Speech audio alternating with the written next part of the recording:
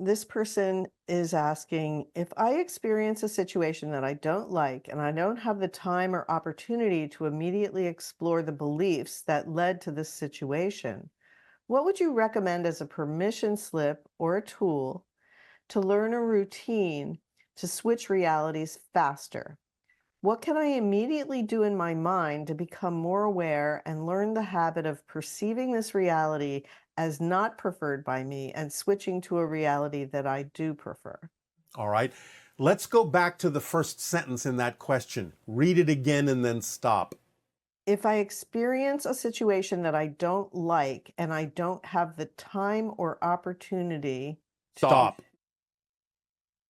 This is avoidance of looking at your belief system. Make the time. Make the opportunity. You are not making the time to look at your belief systems. You're not creating an opportunity within your schedule. Keeping so busy that you can't do that is an avoidance mechanism. Because if you start relaxing into yourself and not be in such a hurry to be busy with everything that prevents you from having the time, then you are avoiding the issue of looking at the beliefs, and that's what you need to do in order to change the beliefs in a way that would allow you to experience more of what you prefer. So you have to stop avoiding doing the process of examining your beliefs to let go of the ones that don't work for you. Make the time, create the opportunity. That's the most important thing you could do when that issue comes up of a belief or a situation or a reflection that you don't prefer. So you have to incorporate the ability into your schedule of having the time to do that. Otherwise, again, you're not following the formula. You're not allowing yourself to have the opportunity to look at those things for one reason or another. That's usually fear-based. So take the time. There's nothing to be afraid of in having the time to examine those things. You're not going to miss anything else. You can allow synchronicity to be the organizing principle that will allow you to accomplish what you need to accomplish without assuming that you have to be so busy that you cannot look within yourself or take the time to do so. Thank you. Yes. How can we find grounding in a reality we don't believe in? Despite being unified in oneness and having visitors showing me multiple amazing tools daily, everything here still feels like part of the collective, but ultimately meaningless. I'm completely abandoning the 3D. How do we engage with this tangible reality that feels more like a waiting room? Additionally, how will things transform following the arrival of your people? This goes back to what we have said. Get engaged. Get engaged in service in some way, shape, or form to humanity. Then it won't feel like a waiting room. If you're waiting around, then you are misunderstanding the whole point of why you chose to be here in physical reality and have this experience. So stop waiting, start doing, start engaging, start being of service in some way, shape, or form, start helping. Now, again, the idea is whatever people do with the help you share is their business and not yours. But you have to do the act. You have to take the action that is necessary for you to represent what kind of a world you prefer to live in. Because if you did live in that world, you would be doing the things that we're talking about. You would be engaging. You would be being of service. You would be taking action in those ways. So the idea is not to abandon what you call 3D. The idea is to remember that you chose to be having this experience, and you need to remember why. And it was for the purpose of aiding and assisting in the evolution of humanity by being of service in positive ways, so you can function as a living example of what other people can also choose for themselves should they decide to do so. So stop sitting on the sidelines and get engaged. Thank you. Um, is the human mind capable of One moment. nonlinear? One moment.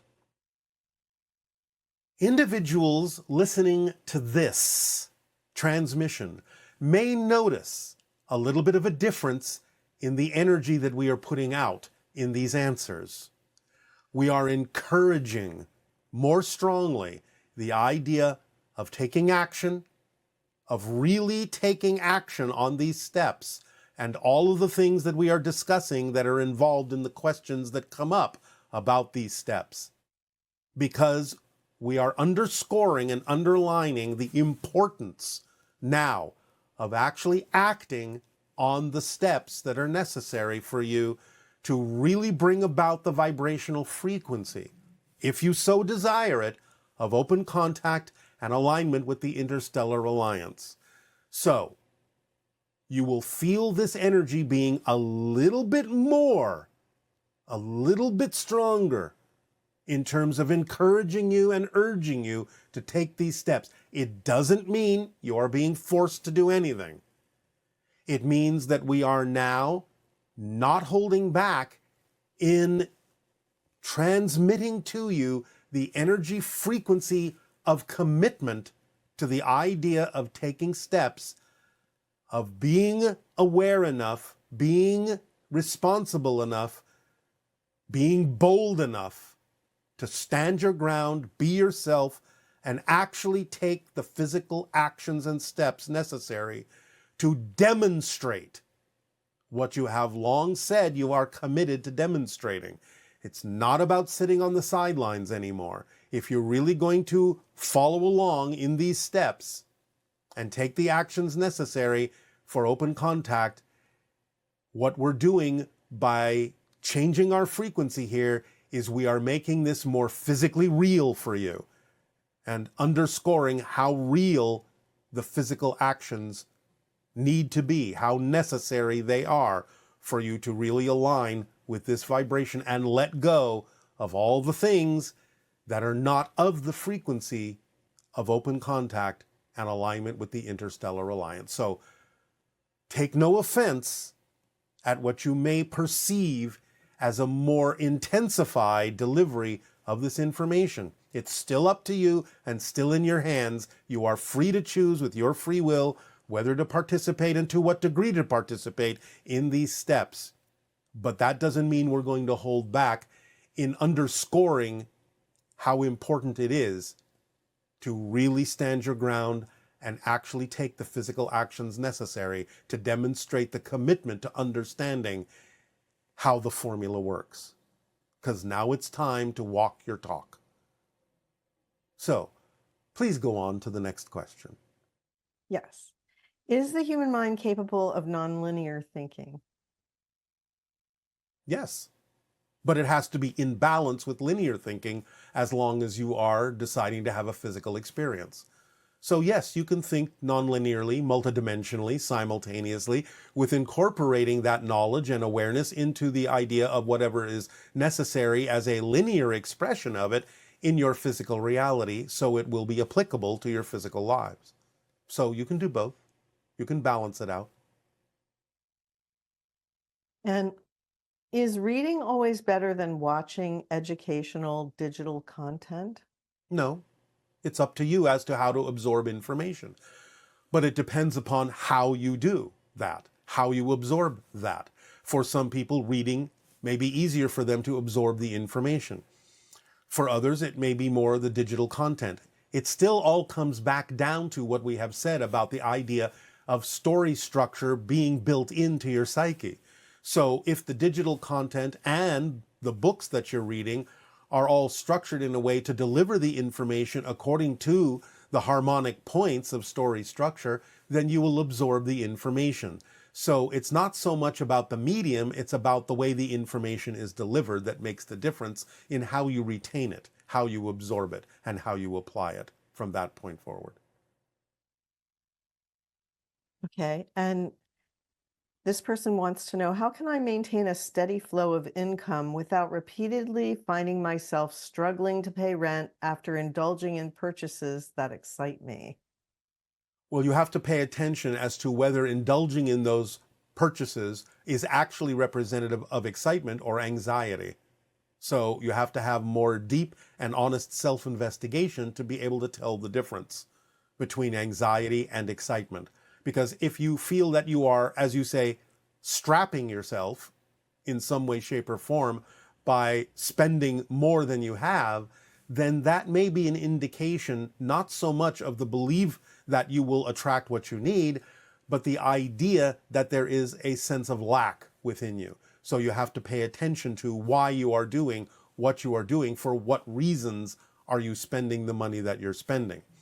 At the same time, again, please do remember that we have discussed that there are different forms of abundance, and allowing all of them to be equal, not just having money stand out as to be the only way things can be done, but all of them being equal to one another, then you can relax the idea of what it is you may think you need at any given moment.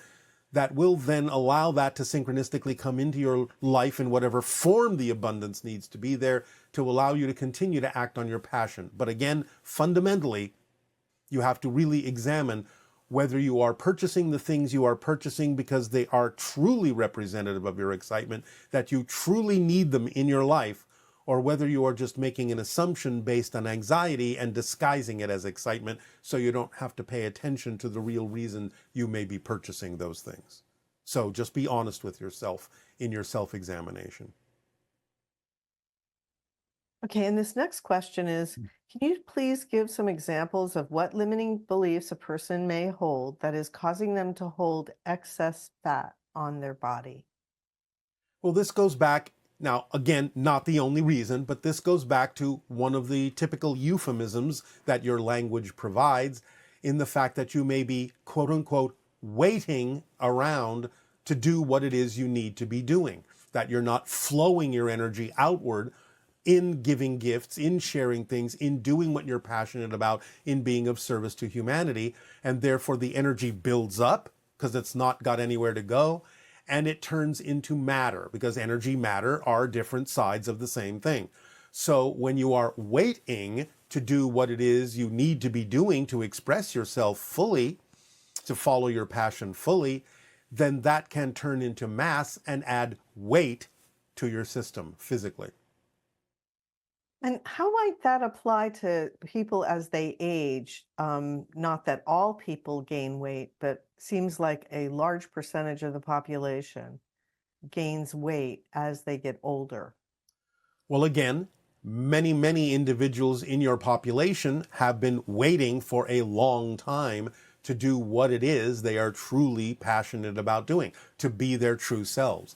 And the longer they wait, the more weight they may gain, because the idea of aging starts to imply in their belief system that it now may be too late for them to actually take those actions, and therefore that adds more weighting, and therefore that adds more weight.